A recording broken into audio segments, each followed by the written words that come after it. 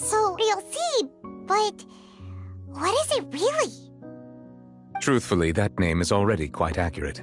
I can only surmise that Vache and his ilk only learned of its nature and existence after extensive research. There used to be a special sea on the surface of this planet.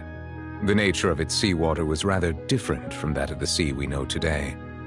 Most of Teyvat's life forms were first born in that special sea. You could say it nurtured much of the life on this planet. Huh. So it really was where everything began. It makes sense to call it primordial then. But today, the primordial sea no longer exists on the planet's surface. What Vache discovered must have been some kind of special case, or a remnant from a truly ancient age. Huh. So that's how it is. Oh, you really know everything, Mösyö Neuvillette.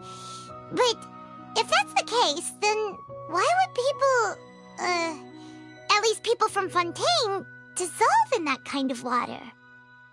Indeed. Why would the primordial sea, which was known to engender and nurture life, suddenly reverse itself and devour life instead?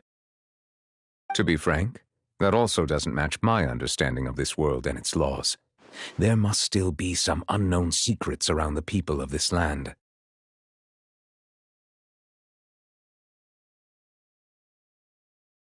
Is there anything else you'd like to ask me about?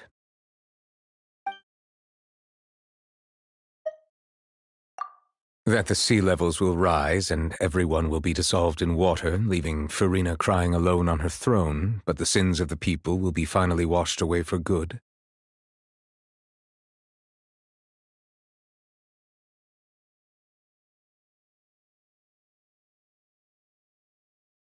Does that appropriately summarize the version you've heard? That's right! It was Linny that told us back then. And that about covers all the main points. Yes, up to the present, I think we reached a point where we have no choice but to confront this prophecy directly. Rumors have it that this prophecy is rooted in the last words the former Hydro Archon left to the world before she passed away. A prophecy? Of the former Hydro Archon? Wow. This is the first time that we've ever heard of it. Two parts of the prophecy have already proven correct. The rising sea levels and the ability of the people of Fontaine to be dissolved. We should be more vigilant and stay on the watch for further signs. Speaking of the prophecy, Furina has for this purpose. If the rumors were true, then perhaps this prophecy is the conundrum left to Furina by her predecessor. But with Furina being the way she is... My apologies. My investigation has still not reached its conclusion. However, I still believe the judgment of the Oratrice was not rendered arbitrarily. But you also said you thought he was innocent! For many years, I have been quite aware that the Oratrice does not simply mechanically repeat the verdict that I give on each case. As a divinely created mechanism, the people's unified faith in the concept of justice is integrated into it. Not only can it produce the incredible power of indemnitium, but it likely also possesses other traits, such as self-awareness. Which is all to say, I have been prepared for a situation like this for a long time. Huh. So when Linny told us that he heard a human voice from the room where the Oratrice's core is stored... I was not aware such a thing had occurred. Perhaps that could serve to prove my conjecture. I will add that to the list of items to investigate.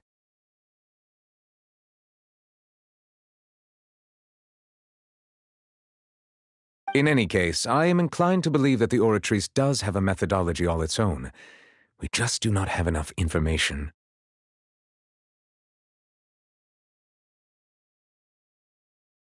Based on Furina's reaction, I doubt even she had any idea what was going on. She managed to bluff her way through it, though, with her time-tested twin tricks of bravado and drama. While we do intend to get to the bottom of this, For now, we regret to say that the Fatui Harbinger will just have to bide his time in the fortress of Meripede. If we did incorrectly convict him of crimes he did not commit, we will most certainly compensate him to the fullest extent allowed by the law.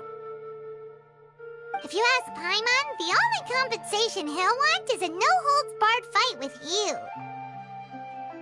Is there anything else you'd like to ask me about?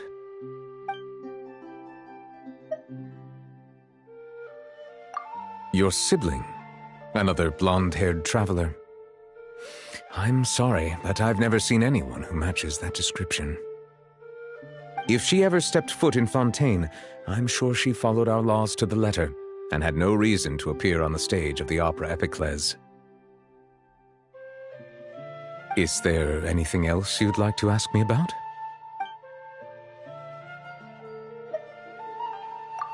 Very well. It was my honor to provide you with what answers I could.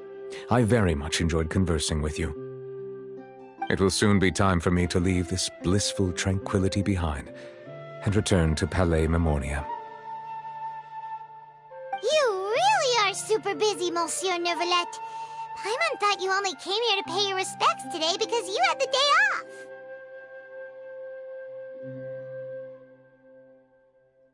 Crime and villainy do not have the day off, and so justice must work around the clock as well. This is merely the nature of a justice's work. All right, you've got a point. Huh? Paimon just noticed that the rain has stopped.